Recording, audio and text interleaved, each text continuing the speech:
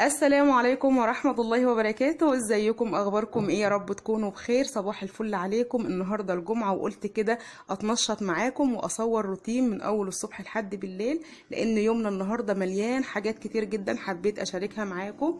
احنا صحينا الحمد لله وفطرنا. ما عنديش في الحوض غير شوية مواعين صغيرين بس مكان الفطار، هغسلهم كده على السريع. وطبعا البوتاجاز نضيف من امبارح والمطبخ رايق الحمد لله. نزلت كده البلد اشتريت شوية حاجات، طبعا ما اشتريتش حاجة الاسبوع لان ما روحتش السوق الكبير. السوق الكبير بعيد شويه وانتوا عارفين طبعا الدنيا شاتيه، والارضيه طبعا كلها ميه وزحاليق وكلام من ده، فما حبيتش اروح السوق الكبير. قلت اجيب شويه حاجات كده من هنا بسيطه. جبت لحمه مفرومه علشان هعمل مكرونه بشاميل، جبت كمان لحمه قطع زي ما انتوا شايفين هسلقها، وجبت طماطم، جبت فلفل اخضر، جبت برتقان، جبت ملوخيه ناشفه، وكمان قالب سمنه فرن زي ما انتوا شايفين كده. مكرونه اقلام للمكرونه البشاميل، ومحضره كده لبن علشان هدس رز. طبعا هعمل النهارده اكل كتير كذا صنف، يعني يقضي 3 ايام او يومين عندي، لان طبعا عارفين ظروف شغلي الجديد مش بعرف اطبخ يوميا. فلازم اعمل اكل كده يكون عندي يوم واثنين وثلاثه يقضيني، علشان بس ما بقاش ملخومه ورايا حاجات كتير. وطبعا هنروح الغيط النهارده وهناخد المواشي، وهفسحكم معايا فسحه جميله جدا في الغيط. وكمان هنطلع نعمل خلطه جميله جدا جدا للحمام بتاعي علشان تزود انتاج البيض. رغيت معاكم كتير بس كنت حابه اعرفكم تفاصيل الفيديو علشان نتابعه سوا مع بعض.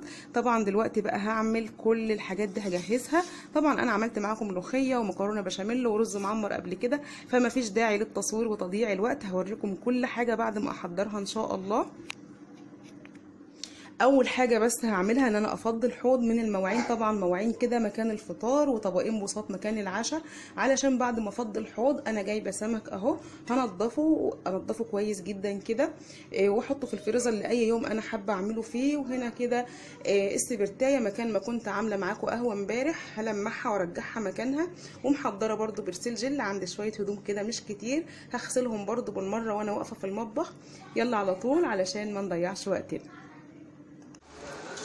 زي ما انتم شايفين حطيت الرز في الفرن اهوت. بعد ما الرز يستوي هدخل دلوقتي المكرونه بالبشاميل. طبعا هو بيغلي ومن البخار انتوا اكيد مش شايفينه كويس. هوطي دلوقتي من الناحيه دي والناحيه دي كده، هوطيهم شويه علشان خلاص مش عايزه الوش يحمر اكتر من كده. وهوطي كمان الفرن من تحت علشان يستوي بقى براحته، وارجع معاكم وانا بحط المكرونه بالبشاميل ان شاء الله.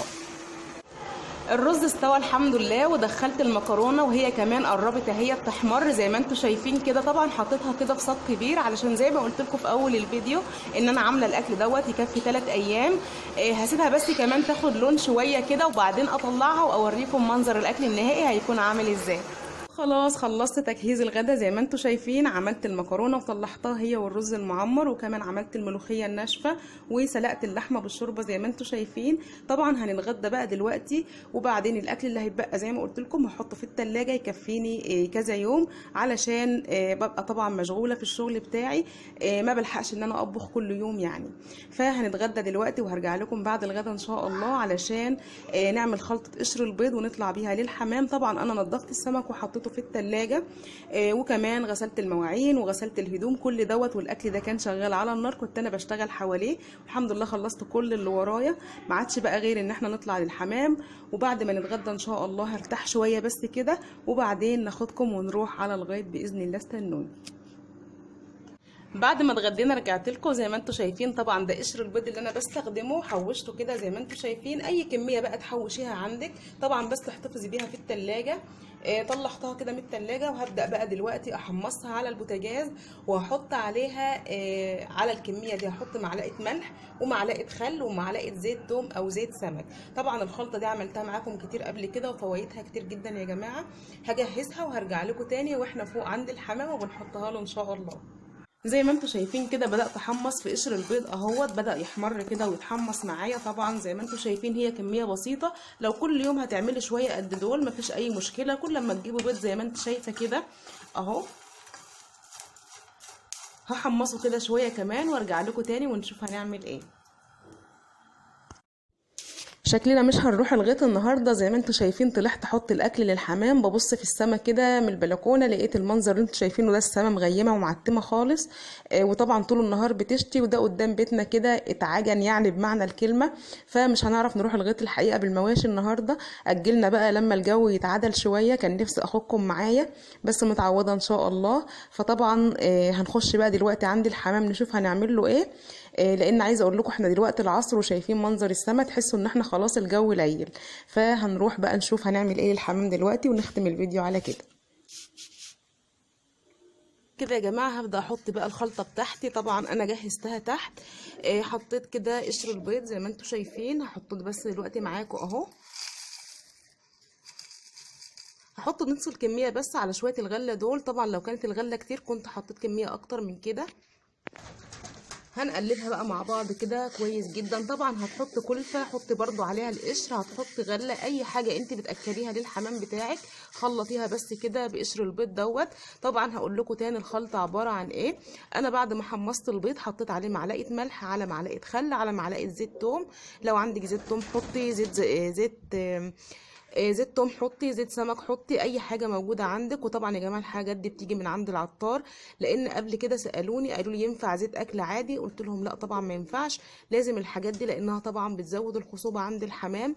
وقشر البيض على الخل والثوم، زيت الثوم او زيت السمك طبعا بيدي كالسيوم عالي جدا للحمام، وفوائده كتير جدا مش هتتخيلوها. وطبعا انا بعد ما حمصته طلع له ريحه كده جميله جدا، هتجذب الحمام ان هو ياكله. بس طبعا انا ما حطيتوش يا جماعه غير بعد ما برد خالص، لان هو كان سخن جدا. لو تقدري تنعميه اكتر من كده في الكبه نعميه، عايزاه كده برضو براحتك. الحمام هينقره دلوقتي وهنشوف مع بعض الحمام وهو بياكل. حطينا الخلطة بتاعتنا ودلوقتي بقى هنبعد عن الحمام خالص علشان ياكل. زي ما انتوا شايفين كالعادة واقف فوق اهو، مش هينزل خالص طول ما انا واقفة. بصوا زي ما انتوا شايفين كده اهو. فانا هحاول بقى انزل واسيبه دلوقتي علشان خاطر ياكل من الخلطه بتاعتنا دي. عايزه اقول لكم ان احنا يا جماعه في موسم تزاوج الحمام، فلو ما انتهزناش الفرصه ديت احسن استغلال بالخلطه دي صدقوني هنندم جدا جدا. الخلطه دي هتساعدهم ان هم تبقى محفز قوي جدا للتزاوج، وفي نفس الوقت لو البيض نزل او لو هم مثلا فقسوا بيض هيبقى بيض كده قشرته قويه، وبالتالي الزغاليل بتاعتهم هتطلع صحتها قويه جدا. فهسيبهم دلوقتي علشان يبداوا ان هم ينزلوا وياكلوا. طبعا كان نفسي اخدكم معايا الغيط، وكان نفسي كمان اروح الغيط علشان افسحكم معايا، ولكن زي ما وريتكم الجو خلاص ما عادش ينفع ان احنا نروح الغيط النهارده. متعوضه باذن الله في مره تانية هبقى اروح واصور معاكم هناك. طبعا ببقى حابه اوريكم المناظر الطبيعيه الحلوه بتاعتنا اللي هنا في الريف. بس ما فيش نصيب النهارده بقى. ان شاء الله يا حبايبي اشوفكم في فيديو جديد، والسلام عليكم ورحمه الله وبركاته.